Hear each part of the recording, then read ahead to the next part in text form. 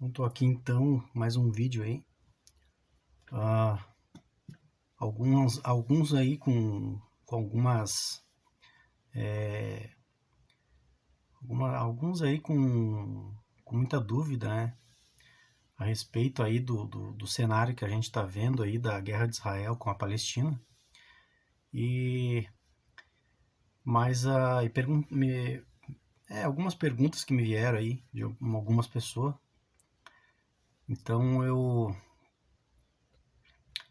vou deixar dois vídeos lembrando que esses ataques aí é para acelerar a agenda, porque assim como tem a agenda da ONU, coisa e tal, né, também das sociedades secretas aí, também eles têm aí eu tenho conhecidos, né, a gente não pode ser contra a, né, os maçons, mas a maçonaria é uma coisa que é muito difícil às vezes aí da gente estar falando, porque né? Mas quem é o cristão, na verdade, ele tem que tentar se abster dessas coisas aí, né? E a gente não é contra o maçom, a gente não pode ser contra nenhum tipo aí de.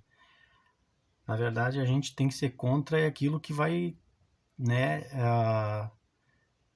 Ao contrário do que a gente, né? Daqueles que são cristãos acreditam, então algumas coisas que tem dentro da maçonaria não condiz com coisas que né, um cristão aí, então, isso eu já tenho falado, né?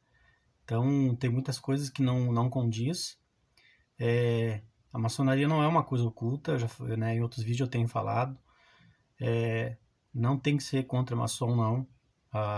Né, mas a gente tenta se abster, aquele que é cristão, independente de ser evangélico, tá? Evangélico é uma coisa, não tem nada a ver com outra. Agora, ser evangélico, né, cristão, né, a pessoa que é cristão não pode estar aí fazendo acepção de pessoas, querendo escolher. Então, mas eu posso dizer que essas famílias, né, essa sociedade secreta, elas existem, né? E deixa eu apagar aqui uma coisa aqui, só dar um aí. Então, sociedades secretas existem, sempre existiram. Então é o seguinte, eu tenho uma agenda aqui, uma agenda que é maçônica, né? Ó, é uma agenda maçônica, tá? O que eu tenho dentro dessa agenda, né? Eu vou abrir ela aqui, ó. Olha aí. Para quem não sabe, isso aqui é do Islã, tá? Então, tem muita gente aí que tem dentro desse segmento que, né? Então, toda religião, né? Tem, ela tudo tá? Então, isso aqui é uma marca, né? Tá aqui, ó. É uma agenda, ó. Uma agenda maçônica, né? De 1999, uma agenda. Então, tem lá, né, uma agenda comum, né? Uma agenda comum como qualquer outra. Então tem aí, né? Vamos abrir um pouco ela aqui para mostrar um pouco de algumas coisas aí. Não tem nada de oculto. Jesus falou isso aí. Não tem nada oculto que não tem nada oculto. A maçonaria não é uma coisa oculta. As pessoas ficam aí fazendo. Eu conheço muito maçom que é muito gente boa. Tenho pregado muito maçom, muitos aí, só que não dá para desprezar a ninguém, né? A gente respeita, né? A gente tem que respeitar. Pessoa que não respeita uma entidade aí, com, né, tantas entidades que tem. Então, ó, isso aqui, ó, quem consegue ver aqui, ó, onde tá o meu dedo aqui, ó, olha aí, ó, tá? O esquadro e o compasso. Tá, então, é um sinal maçom, né? Tem o bastão de Esculápio, né? Que eles usam aí da medicina, que é uma cobra, uma serpente. E aqui, né, o quadro e o compasso. Então é uma agenda, ó. É uma agenda, tá? E mostrando de novo a marca. Aqui também, ó, dá pra ver, né? Ó, a marca aqui, isso aqui é do Islã, tá? Isso aqui é do Islã, ó. Segundo, né, isso aqui, falando que tá tudo em preto, ó. Tá? Então não tem nada oculto. Então é isso aí, não tem nada oculto, né? Muitos que eu conheço aí são gente boa. E vou deixar 2 vídeos aí então para vocês acompanharem aí. Um shalom a todos aí. Mas a pergunta que me fazem é o que eu penso da maçonaria. O que eu penso da maçonaria é exatamente a mesma coisa que eu penso das religiões, com o agravante de que a maçonaria é extremamente mais carregada de elementos pagãos, míticos, mágicos, e que funciona em cima de uma manifestação que quer ser filosófica na sua declaração, mas que nada mais é do que um antigo culto de mistério, como a humanidade sempre conheceu, desde os egípcios, o cabalismo judaico, as expressões greco-romanas dos cultos de mistério, e por aí afora, de modo que não há nenhuma novidade, senão essa vontade humana de pertencer a algo que seja misteriosamente mais elevado, que a humanidade não faça parte daquela elite, daquele topo de conhecimento. O que está na base disso é a velha e cansativa vaidade humana, de superioridade, e também os interesses e as buscas por conhecimentos que ninguém tem, que supostamente nos dão mais percepção, mais elevação, e do ponto de vista social nos coloquem num grupo, numa elite que protege uma outra e privilegiam-se uns aos outros na base dessa fraternidade convergente para os segredos comuns guardados. A outra pergunta é o que um cristão, se um cristão deveria ou poderia se envolver com a maçonaria. Ora, a maçonaria foi feita em boa parte de cristãos aqui no Ocidente. Portanto, para mim, essa expressão ficou muito vaga, não diz muita coisa. Se você me pergunta se um discípulo de Jesus pode ser maçom, eu diria a você que ele pode ir e se vincular, mas ele deixa de ser discípulo de Jesus.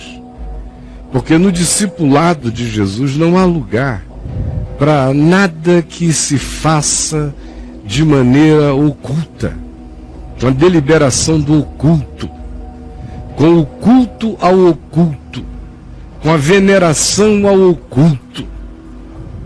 Tudo no espírito do Evangelho chama para a luz, chama para que quarto e expressão pública da vida mantenham a singela coerência. E a grande ênfase é no fato de que tudo que se manifesta é luz. E mais do que isso, de que não há nada oculto que não venha a ser de fato revelado. O chamado da maçonaria para esse culto ao oculto é diametralmente oposto a qualquer que seja o espírito simples percebido no Evangelho. Além disso, há um sem número de coisas.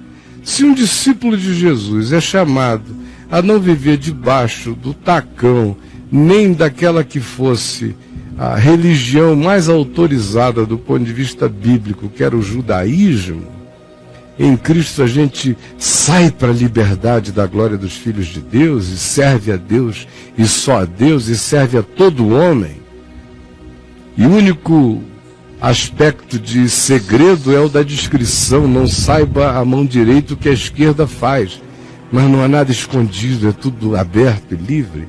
Se não há lugar para esse tipo de comprometimento, como é que haveria espaço para um casamento entre filhos da consciência no Evangelho e o culto ao oculto da maçonaria? Isso para a gente não ir muito mais adiante, basta ficar aí e lhe dizer que essas coisas não combinam com o espírito simples e claro de Jesus, aonde não há confrarias, aonde todos estão chamados a virem e a terem acesso ao trono da graça, porque a única palavra que precisava ser dita já foi dita por aquele que a declarou na cruz: está pago e consumado.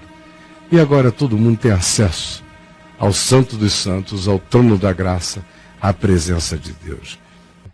A pessoa está perguntando, a gente deve levar isso tudo a sério, esse assunto de maçom, deixa isso para lá, ou até que ponto vai influenciar? Eu não deixo nada para lá. Você não deixa nada para lá? Existe. Entendi. Aí tem outra dessa aqui. Ainda mais o que existe querendo controlar sem ninguém ver, me causa mais olho grande. É perigoso. É perigoso. Qualquer coisa, meu amigo, que diga que é secreto, não é do Evangelho.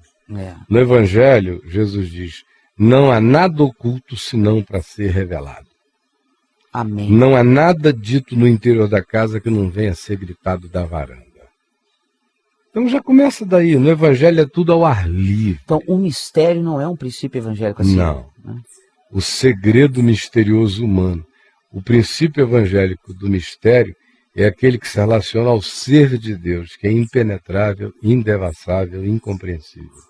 No mais, todas as coisas reveladas são para nós e para os nossos filhos. Não existe um único estímulo na Escritura para que alguém tenha um conhecimento e o oculte. Não existe. Todo conhecimento é para ser distribuído, é graça.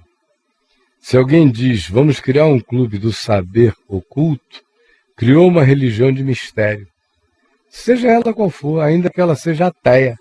Mas ela criou uma religião, porque religião é uma religação, não necessariamente com Deus, porque com Deus não religa nada. Mas toda religião é um clube, é uma fraternidade de acordos comuns. Quando chega nesse âmbito, como eu disse no início, dizer que a maçonaria não é uma religião, para mim é uma falácia. Porque confessa um Deus, que é o grande arquiteto do universo. Você, para entrar lá, tem que ser batizado, dizendo, eu venho das trevas buscando luz. Você tem que se confessar um profano. Você tem que fazer juramentos de silêncio. Tudo contra o Evangelho. No Evangelho eu sou mandado a não jurar, nem pelo céu, nem pela terra, nem por coisa alguma, nem por Jerusalém, nem por nada. Seja a vossa palavra sim, sim, não, não, que disso passar vem do maligno. É simples assim. Segundo lugar, no Evangelho eu sou luz.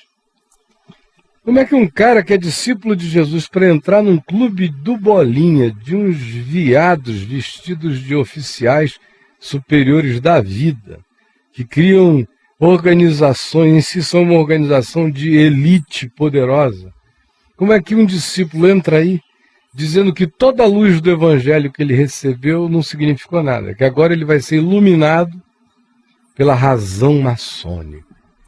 Eu vim das trevas buscando luz. Eu sou um profano.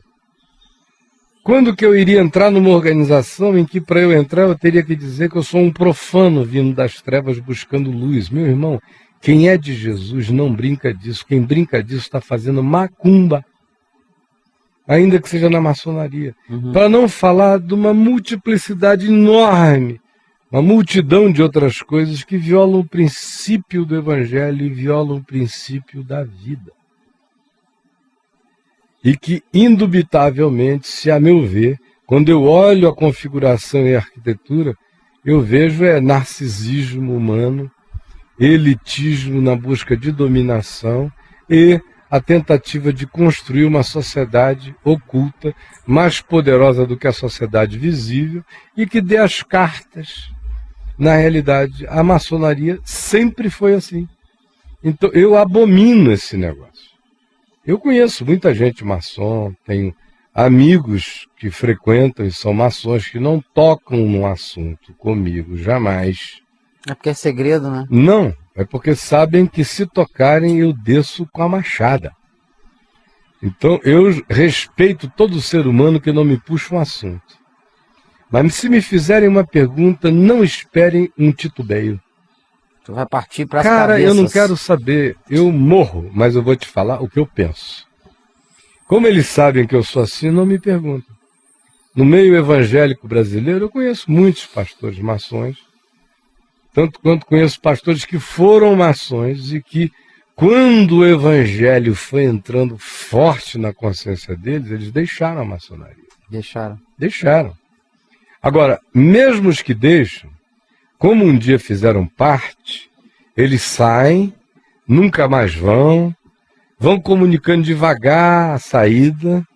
Eu nunca vi ninguém que tenha dito, fui lá, comuniquei, saí, não sou mais. Dá um fade out assim. Não, o cara vai fazendo um fading out. Com certeza. Devagarinho. Vai. E depois de um tempo, alguns me disseram, olha, de fato, eu era, mas o evangelho foi entrando em mim forte, consciência do reino foi tomando conta de mim, eu vi que era totalmente incompatível e fui saindo, hoje eu estou fora já há 20 anos. Uhum. Aí eu conheço alguns assim, figuras a quem eu amo, amava antes, amava durante e amo depois. Normal. Normal, porque amor pelo próximo não tem nada a ver com isso. Claro. Eu repudio a maçonaria, mas não repudio os maçons, como eu repudio toda forma de engano, mas não repudio os enganados. Eu repudio o que é contra o evangelho, mas não repudio aquele que no engano esteja andando nesse caminho contrário. Ao contrário, Jesus mandou eu amar o meu inimigo, por que eu não vou amar os maçons e orar por eles? É.